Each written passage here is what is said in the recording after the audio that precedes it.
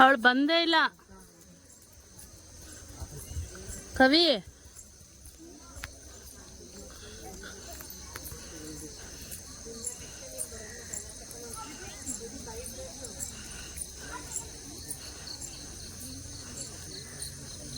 ಜಗದ್ಗುರು ಎಷ್ಟು ಚೆನ್ನಾಗಿದೆ ಅಲ್ಲ ವಾತಾವರಣ, ಅದ್ಭುತವಾಗಿದೆ ನೋಡಲಿಕ್ಕೆ, ಬಹಳ ಅದ್ಭುತವಾಗಿದೆ.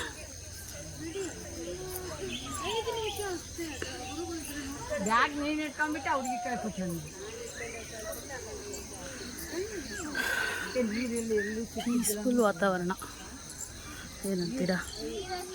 ಕೆಳಗಡೆ ಕೂಡ ಏನೋ ಬೆಳೆದಿದ್ದಾರೆ. ನನ್ನ ಫ್ರೆಂಡ್ಸ್ ಎಲ್ಲ ಮುಂದೆ ಹೊರಟೋದ್ರು, ಬೈಕೋತಾರೆ. ಎಷ್ಟು ಚೆನ್ನಾಗಿದೆ ನೋಡಿ. ವಿಡಿಯೋ ಮಾಡೋಂಗಿಲ್ವೋ ಇದೆಯೋ ಗೊತ್ತಿಲ್ಲ, ನಾನು ಹೋಗಿ ನೋಡ್ತೀನಿ ಮುಂದೆಗಡೆ, ನೋಡಿ ಡಿಸೈಡ್ ಮಾಡ್ತೇನೆ. ಅಯ್ಯೋ ಅವಳು ಬರಲೇ ಇಲ್ವಲ್ಲಪ್ಪ, ಇವ್ರೇನು ಹಿಂಗಾದ್ರು. ಹಾಂ ಬರ್ತಾಯಿದ್ದಾಳೆ ಫ್ರೆಂಡ್ಸ್.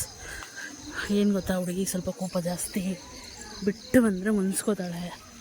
ಫೋಟೋ ಅಂದರೆ ಜಾಸ್ತಿ ಇಷ್ಟ ಅವಳಿಗೆ, ಫೋಟೋದಲ್ಲೇ ಮುಳುಗೋಗಿರ್ತಾಳೆ.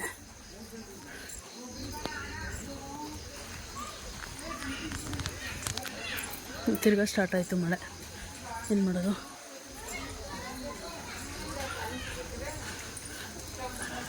ತಿರ್ಗಾ ಮಳೆ ಸ್ಟಾರ್ಟ್ ಆಯಿತು.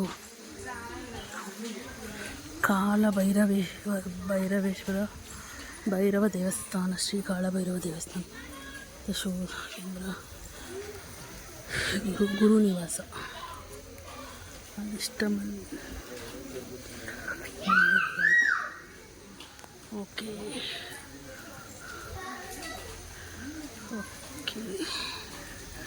ಅದ್ಭುತವಾಗಿದೆ. ಬನ್ನಿಮ್ಮ.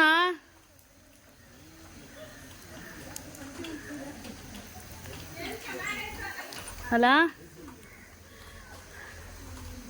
ತುಂಬ ಚೆನ್ನಾಗಿದೆ. ಆದರೆ ಅವರು ಎಲ್ಲಿ ಹೊರಟೆ ಹೋದ್ರು ಅವರು. ಬನ್ನಿ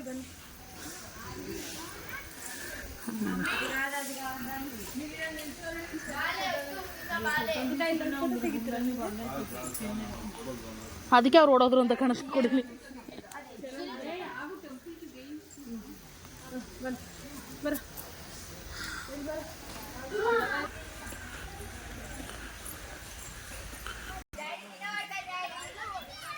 ಹತ್ತಿ ಹಣ್ಣು ಎಷ್ಟು ಚೆನ್ನಾಗಿದೆ. ಇಲ್ಲಿರೋದು ಆ್ಯಕ್ಚುಲಿ ಇದು ಮಾಡೋಕ್ಕೆ ಬಿಡಲ್ಲ ಅನಿಸುತ್ತೆ.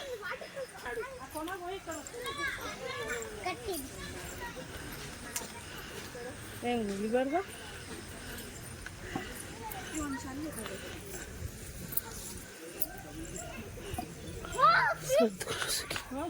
ಸದ್ಗುರು ಸುಖಿ.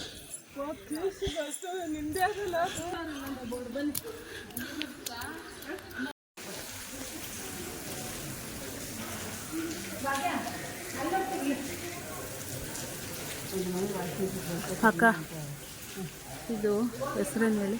ಇದು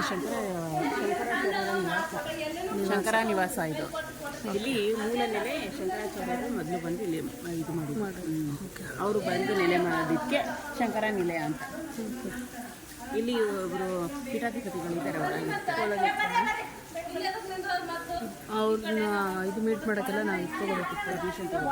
ಆಗಲ್ಲ, ನಮ್ಮ ಒಳಗೆ ಹೋಗ್ಬೋದು.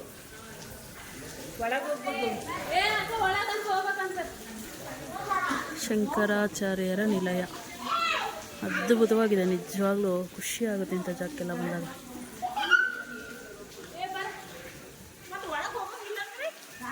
ಶಂಕರಾಚಾರ್ಯರ ನಿಲಯ ಎಲ್ಲೊಂದು ಇದೆ.